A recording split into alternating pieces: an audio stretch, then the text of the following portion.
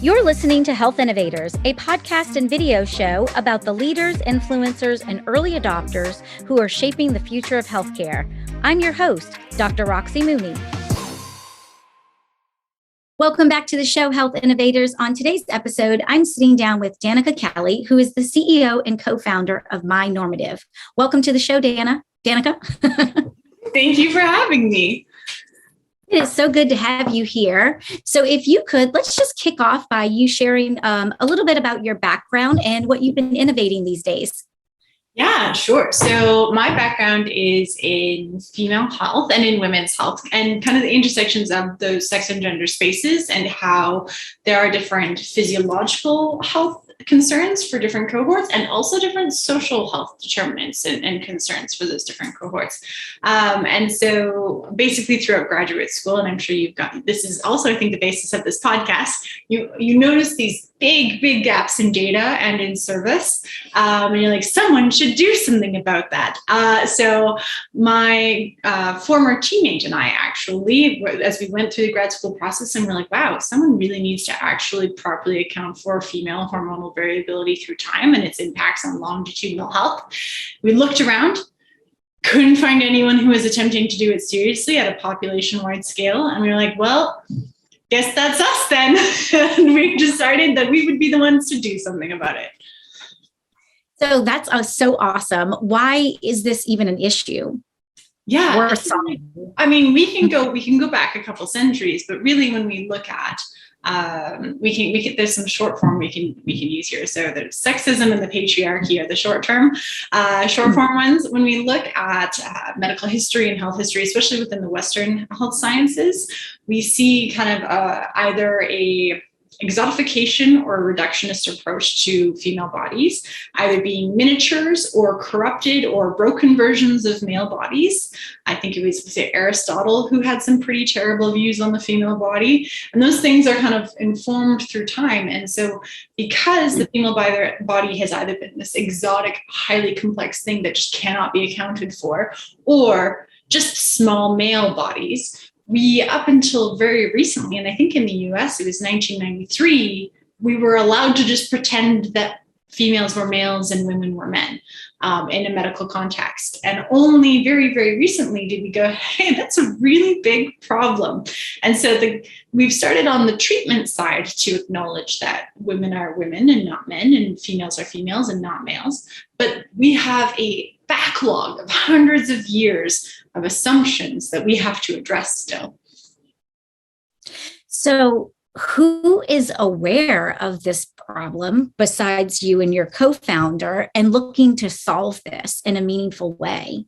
That's a really good question. So I would actually say that very recently, with some key kind of popular science publications and with kind of research and policy and mandate changes, that even the general population to some extent is becoming more aware that they aren't being represented properly in their pursuit of health and wellness. And there's been an appetite for change in that arena.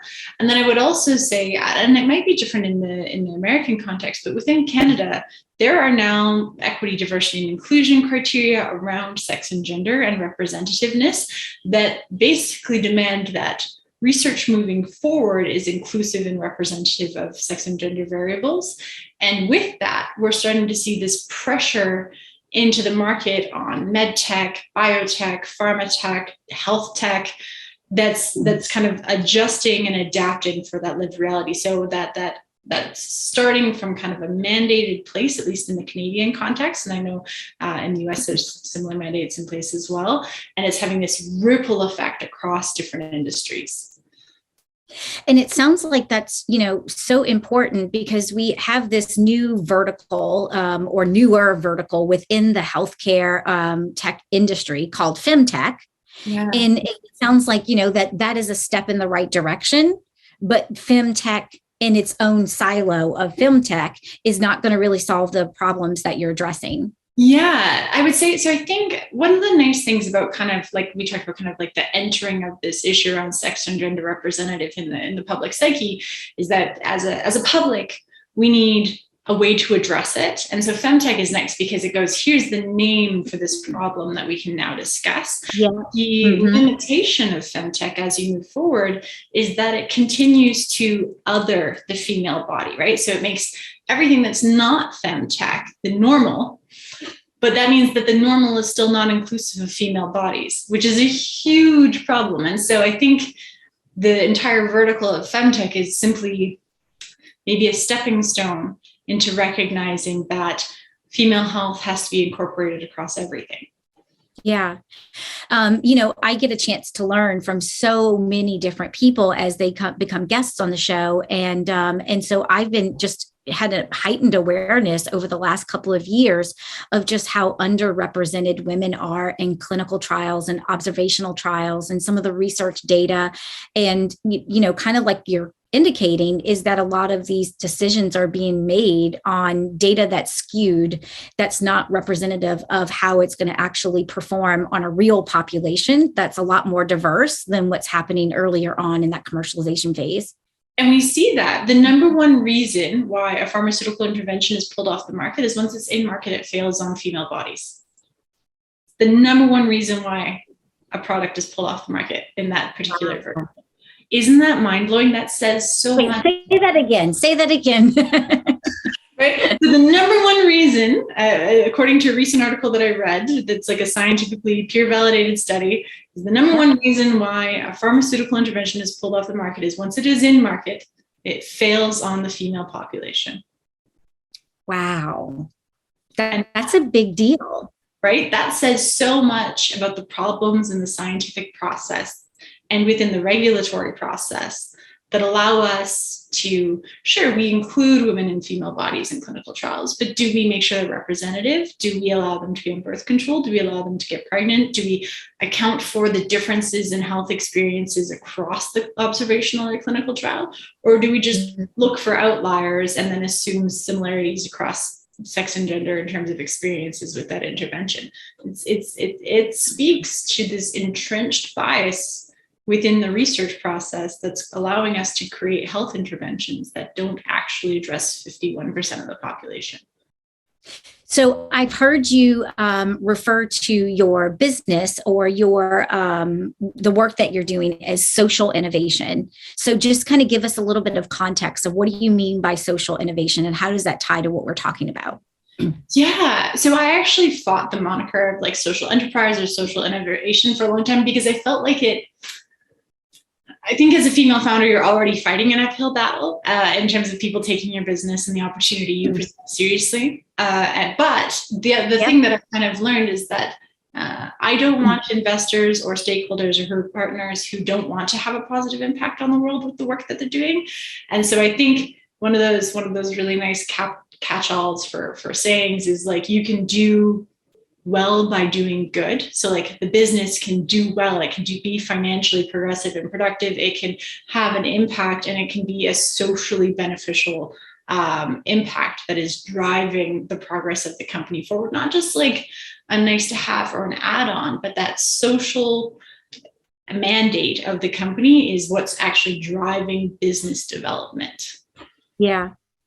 Which, I think to your point is it's somewhat of an oxymoron that anybody would have a business in healthcare that isn't a social innovation, because it all everything that we are doing should be for the cause of impacting society and the communities that we live in some form or fashion. It's healthcare. Right. But there's an interesting, and I think that, and I think that's a really interesting observation because, when people pitch, robots that do heart surgery, they're not like, ooh, it's a social innovation, but it is. But as a female founder or a woman identifying founder, there is a big pressure to be like, oh, well, you're helping women, so that is a social innovation. And yes, it is. And I will wear that badge proudly now, but I fought it for a long time because my male colleagues or my colleagues who don't focus on women-centered issues don't get given that label. Right. Well, and I think that you're right. There's probably some negative stigma around that of it being kind of more towards a nonprofit, a softer business model, not something that can do both, right? That can be very commercially successful as well as doing good. Absolutely. Yeah. So how has this mission changed your commercialization process so far? That is a really good question. And so maybe I'll start. So when we started the company, there was a big push for like, my co-founder Renee and I were like, this is a research problem at its core. We need to help researchers do this thing. Mm-hmm. And we had a bunch of advisors who were powerhouses in the business community who said, research is a terrible market. It's a bad market. Don't go into research. And then we spent about a year trying to find other beachheads and other markets to go into. And then a couple months ago, we were like, no, the beachhead is research. And what it allows us to do is by focusing on kind of that social part, that qualitative part of like, this is a trusted, reliable, scientifically underpinned product that happens to also be commercial grade. We are able to expand into many more markets by having that first focus on that social, qualitative brand and reputation aspect that we are able to target because of that research innovation by going after a small market first, which is still billions of dollars, small market first and expanding outwards. But there was a big journey around identifying where we're going, who we're talking to, and what we're up to. That was surprisingly challenging because of a distaste for science. Again, we're in healthcare. Well, I will say that to me, there's a couple of things that's been really impressive about you and about My Normative. And, when we've done some discovery prior to this conversation, or even some of the conversations that we had at the Interface Women's Summit here recently, last few weeks, there's so much focus on your commercial model, unlike a lot of other entrepreneurs that I see when I talk about like, who's your target customer? It's like, well, we can go after this one, this one, this one, this one, and this one. And they kind of have a list of the 10 or 12 that they could sell to. Or when you're asking kind of what is your value proposition, it's really not succinct and clear because they're kind of still envisioning going to market in 12 different pathways that value proposition gets so convoluted. But whereas you and I, in these conversations and in these engagements, you're really clear on who your beachhead market is and the value proposition that you're delivering to that market. And that's fantastic. That's fundamental. It is fundamental. And I think the big one that for me as a founder took time, especially as a first-time founder in the environment of like trying to build a massively scalable company. Yep. It took time for me to get confident in my it took me a year to go, no, my beachhead is the research world. And then I'm going to move on from there because everyone's like, oh, identify medtech, identify digital health, and that's how you end up with those 12 potential market slices. And you're like, any of these could have saliency, but all of those come from one root market, and that root market is research. Yeah. Yep. So speaking of research, was there any type of research or market validation that you did in this process to be able to also solidify that this target customer group is looking to solve the problem that you're able to bring? Yeah, that's a really great question. So, luckily, we could call this, so in anthropology, we call this participant observation, where if you just participate or you just observe, you end up with a biased understanding of what's around you. So if you're watching people do research, you're not really engaged in the process or understanding their pain points or anything like that, or maybe some of the underlying incentives that are driving them. And if you are just doing and you're not thinking bigger about the systems at play that are impacting you, you can also kind of get lost in the sauce. And so there's this beautiful methodological approach called participant observation. And because Renee and I come from the research world and we're trying to improve upon the research world, we have this exposure to people authentically griping about research and the new rules in place around getting funding, around building a team, around the kind of analysis that they're kind of being asked to do, the EDI initiatives in place, the ESG initiatives that are in place that are all governing how you fund your laboratory.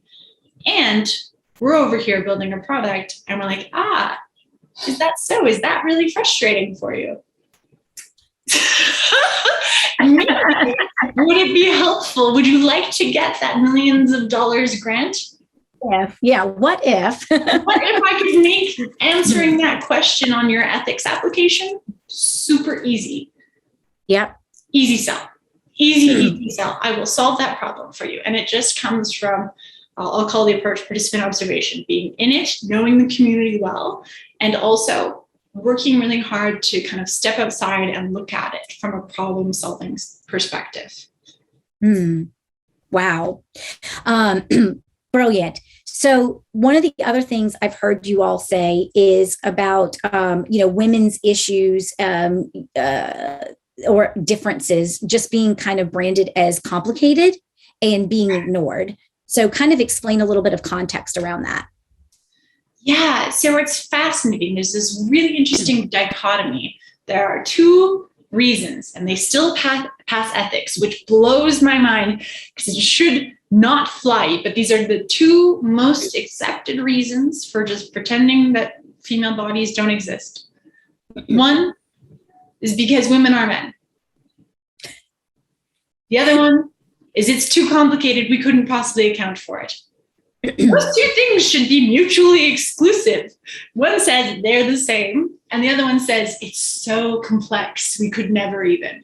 And I don't understand how those make it through ethics. I have no idea. But it's starting to become unacceptable, which is great. But it's and I think it comes from this kind of mystification of the female body, this kind of othering of the nuances of the female experience, whether that be fertility or that being even just anatomical or physiological differences, the birthing process, the pregnancy process, the perimenopausal process. All of those things are so shrouded in culture that it becomes hard to touch them with quote unquote science. So the topic that I covered at the Women's Health Summit recently was, do women need to pitch like men in order to raise capital? So how is your business, your commercial model being around addressing some of the complexities that are very fervently branded as too complex to solve? And now you're going to predominantly male investors to pitch this business idea. Kind of explain that journey for all the women entrepreneurs that are in the audience, as well as the male entrepreneurs, just kind of giving a slice, a little sliver of what it is that you are encountering and how you're overcoming some of those obstacles. I have war wounds. I have war wounds from this fundraising process, and you can spend years and months talking to the wrong people. And I would say that it's a lot like deciding, and this is an overused metaphor in the investment space, but it is a lot like going on dates. And the thing that I've learned is it doesn't matter. Just like with your spouse, it doesn't matter how much your candidate makes or has to offer. If they are jerks, don't have a second date. Just drop it. It's not worth it. I have had people tell me to my face that it would have been better if I picked a man as my co-founder.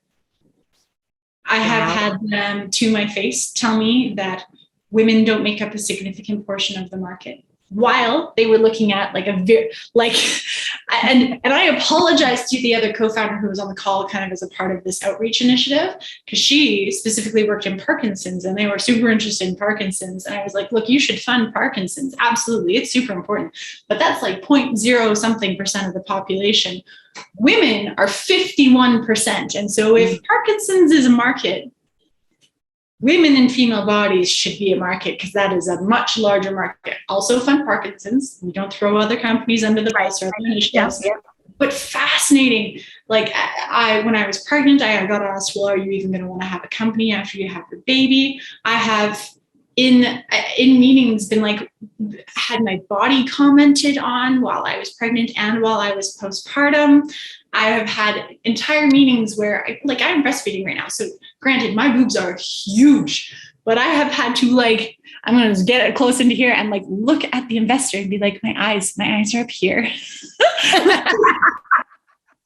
Oh my gosh. It's been wild.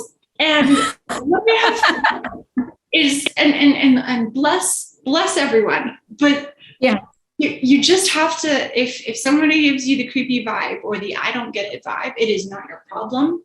It is not your hill to die on. Thank them for their time and get out.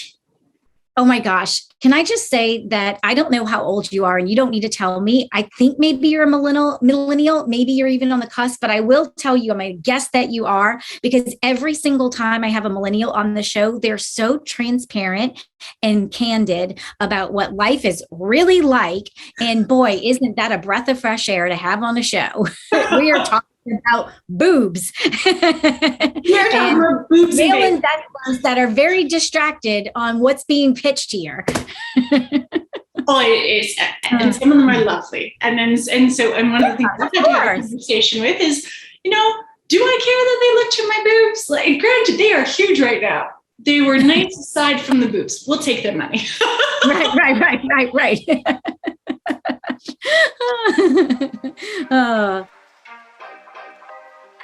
Hey, it's Dr. Roxy here with a quick break from the conversation. Are you trying to figure out what moves you need to make to survive and thrive in the new COVID economy? I want every health innovator to find their most viable and profitable pivot strategy, which is why I created the COVID Proof Your Business Pivot Kit. The Pivot Kit is a step-by-step framework that helps you find your best pivot strategy. It walks you through 6 categories you need to examine for a 360-degree view of your business. I call them the 6 critical pivot lenses. As you make your way through this comprehensive kit, you'll be armed with the tools, tips, and strategies you need to make sure you can pivot with speed without missing out on critical details and opportunities. Learn more at legacy-dna.com/kit.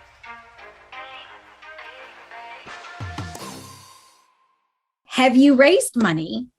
Yeah. So, oh my gosh. And just, more transparency. So we did a friends and family round, which if you're ever going to put fire on your soul to be successful, friends and family rounds will certainly do that. They got us to an MVP for our product and initial funding for our clinical validation, which was so valuable, so important, and gave me the runway to learn how to be a CEO of a startup, which was amazing. We then, especially while I was pregnant, super hard to raise money, struggled with our pre-seed. We have just, knock on wood, because it's up and down every day, finished that pre-seed. And what is bonkers is that I have already closed the seed round and I haven't got all the money in from my pre-seed. Whoa. Tell us about that. I hinted at this in the interface conference we did, which is if you're addressing issues like big opportunities, big market opportunities, that opportunity is there because someone else didn't do the groundwork and it's been too hard and too complicated to address until now. And so for a company that focuses on those systemically ignored kind of opportunities, for you to get to pre-seed or to seed, you have to be a much more mature company than in any other space. So as an example, I just want to have a software that identifies as physiological states in bodies. My team and I have had to do everything from scratch. Everything has to be observationally trialed. Everything has to be clinically trialed. Everything has to be tested. Before we even get to, so in Canada, usually you don't do seed until you have clinical validation. And so our company needed to do 3 years of research and development before we could even get to a seed round, which is supposed to be the starting point. Right. And the whole idea is you're like planting a seed to germinate. No, we've been germinating for 3 years just to get to this point. And finding pre-seed investors to come on to systemically underlooked issue and finding pre-seed investors who are willing to come on and know that like this is a long pre-seed. Like there's a lot of work and time and effort and risk that's going to happen over the next couple of years. Yep. It's incredibly challenging. Incredibly challenging. Everyone I spoke to, big VC firms, angels, they're like, once you have clinical validation, we're interested. And absolutely, we're going to go back to those people. But we found finally an investor who said, I will finish your pre-seed so you can get to where you need to go. And I'm going to be your lead angel on the next one. And we're just going to tranche it and only take as much as you need. Bring on anyone who's strategic. But if you need to, we've got it covered. And that was, it was a 1-2 hit that kind of finished everything up. A lot of blood, sweat, and tears to get there, huh? If you had called me 2 days ago, I would have been in my feelings.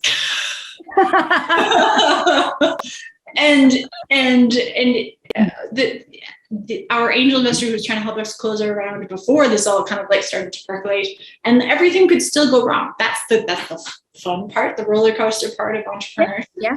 A really bad day trying to like help us close a deal. And he was like, I can't do it. I'm out. And was like going to pull all of the capital that he promised out of the angel round. And we were like, so I sat down in the shower for half an hour and was like, I'm not cut out for this. I called him. I didn't text him back. I didn't call him back. Didn't email him back. Waited till midday the next day. He'd gone for work. He came back. He's like, hey, I found the rest of the money. Don't worry about it. And everybody was one of those like 12-hour just... I quit. And you would never, but you're like, am I qualified? Am I cut out to be? Yes. Yeah, that I didn't, like just give us a glimpse of what that journey is, that introspective conversation and journey is like when you're questioning your identity and your capabilities to even do this. I will say that being an athlete before coming into this was incredibly helpful. Yeah. There's always a finish line. And honestly, it doesn't matter how you cross it. If you need to crawl across it, if you can walk across it, if you can stride, doesn't really matter. And every finish line that you manage to cross, you will become a better athlete and you will learn something about yourself. And so these finish lines that I've seen or that have been hard. So I would the investor pulling out of the last minute and then turning it around at 12 hours later, being like, okay, no, I'm ready to go. That is a lot like, so I grew up rowing. And when you're like, oh, I can see the finish line, it is right there. Like I'm so close. That's also when you're like 7.5 minutes into the most pain you've ever been in your entire life. And you have 30 seconds left of pain. And so when that person basically said, I'm out, the answer wasn't, okay, now I can't get across the finish line. The answer was, how much is it going to hurt to get across this finish line? And how much can I tolerate? And what tools do I have available to me to get across the finish line? What compromises do I need to make? What changes do I have to make to my plan or my strategy? Because as much as they joked about, oh, I quit, this is never actually on the table. It's more, I'm quitting tonight, closing the books for tonight. I'm going to go sleep on this and then figure out how to do those last 50 meters to get across the line. It's that resilience muscle that's cultivated through this journey that is just absolutely incredible. And, I think we hear all the time about how failure is the path to success.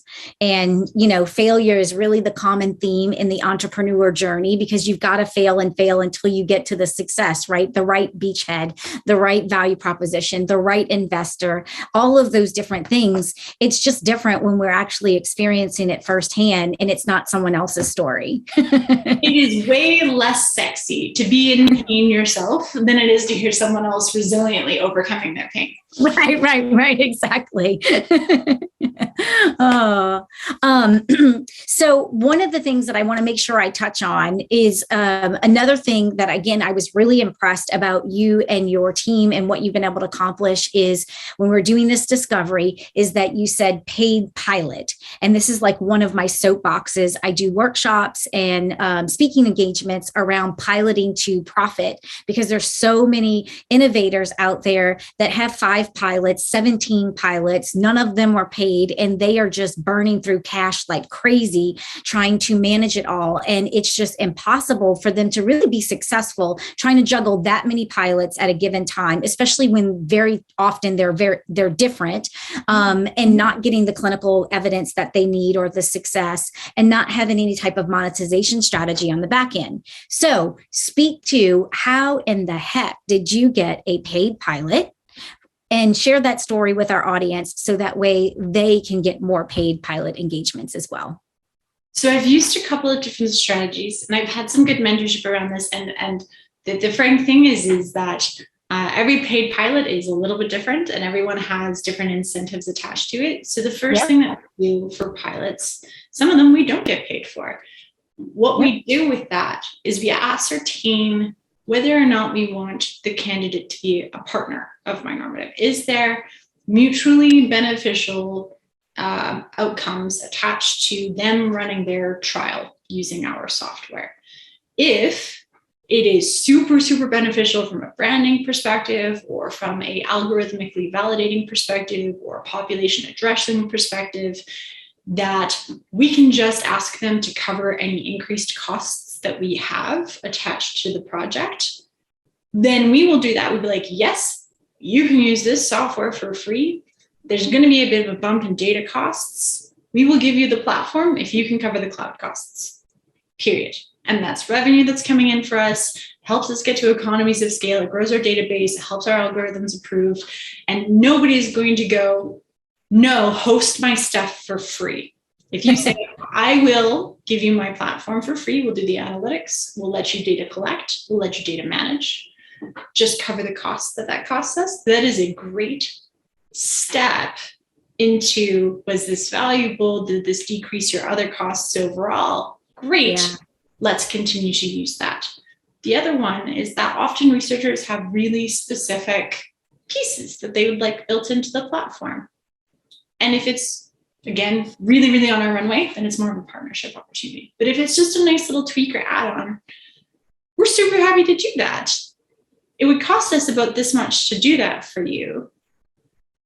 Are you able to cover that cost? And it's just being really honest. And you talk about kind of like that millennial transparency. It's about, I want to do that for you, and I want to help you do that. We can do that for you. This is how much it'll cost us to do that for you. Can you cover that cost? And that's, it's not pay us for our software. It's, we can customize this for you. We can make it exactly what you need, as long as you have a little bit of budget for us to do that. And I have never had anyone say, you know. And if they don't have the budget to customize, but we say, great, we can leave it as it is for you. We can find a way to do it that way.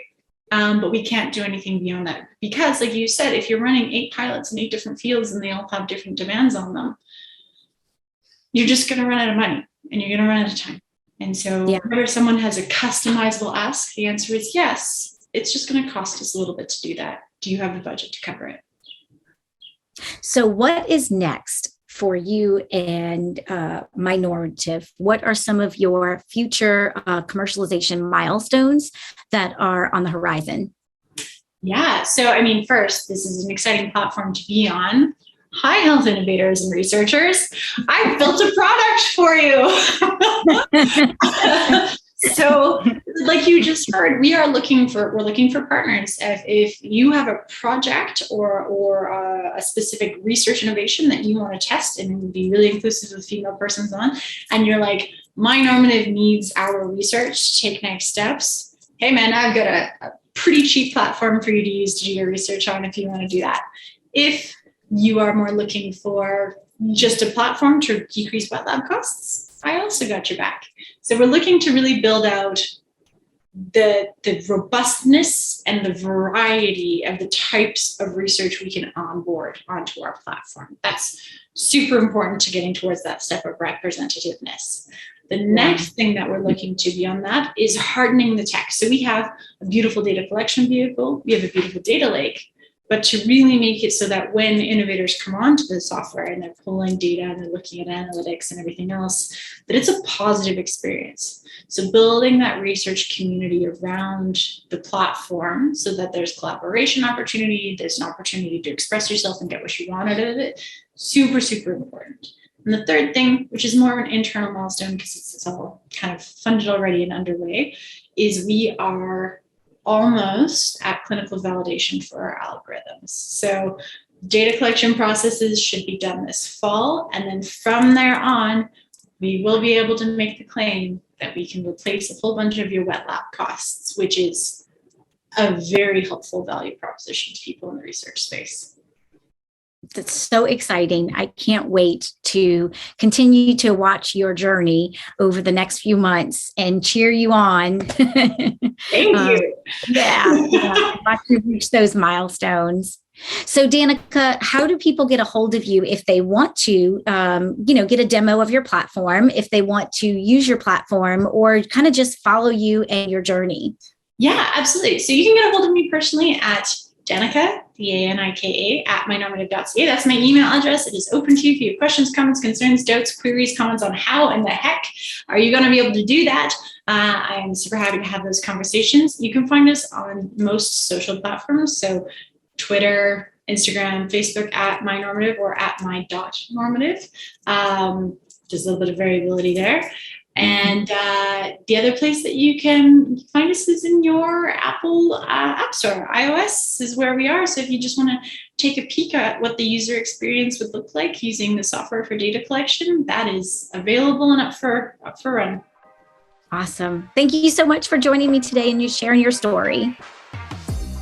Thank you so much for listening. I know you're busy working to bring your life-changing innovation to market, and I value your time and attention. To get the latest episodes on your mobile device automatically, subscribe to the show on your favorite podcast app like Apple Podcasts, Spotify, and Stitcher. Thank you for listening, and I appreciate everyone who shared the show with friends and colleagues. See you on the next episode of Health Innovators.